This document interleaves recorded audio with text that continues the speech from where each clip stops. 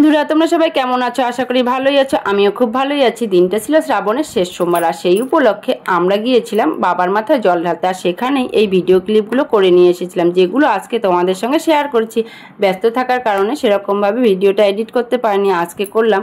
প্রত্যেক সোমবারেই পুজো দিতে গিয়েছিলাম, কিন্তু ক্যামেরাম্যানের অভাবে সেরকমভাবে কোনো ভিডিও পোস্ট করা হয়নি। তাই আজকে এসেছিলাম আমি আমার ননদের বাড়িতে। আর সেখানেই আমি আমার ননদের মেয়ে অর্থাৎ আমার ভাগ্নি আর আমার গুল্লুসোনাকে নিয়ে মন্দিরে যাই। আর মন্দির প্রাঙ্গণে পৌঁছেই দেখি কত সুন্দর নাম সংকীর্তন হচ্ছে, শুনেই মন প্রাণ ভরে গেল।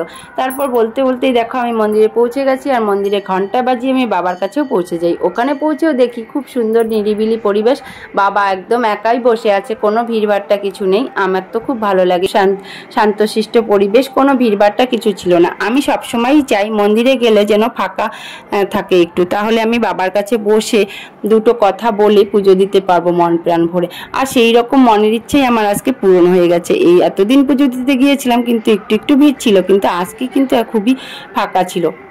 যাই হোক, আমার পুজো শেষ হয়ে গেছে। তারপর আমি প্রণাম করে নিয়েছি।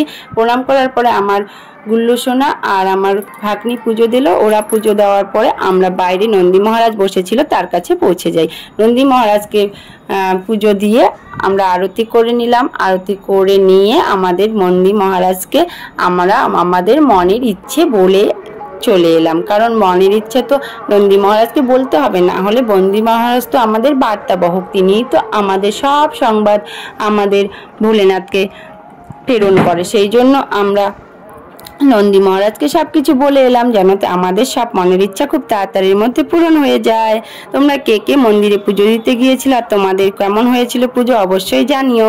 আর আমার এই ভিডিওটা ভালো লাগলে তো অবশ্যই একটু লাইক কমেন্ট শেয়ার করে দিও। তারপর মন্দিরে আমরা ফেরার পথে কিছু ছবি উঠেছিলাম, সেগুলোই উঠে নিয়ে তাড়াতাড়ি বাড়ি চলে এসেছি। তাহলে দেখা হচ্ছে পরের ভিডিওতে, ততক্ষণের জন্য টাটা।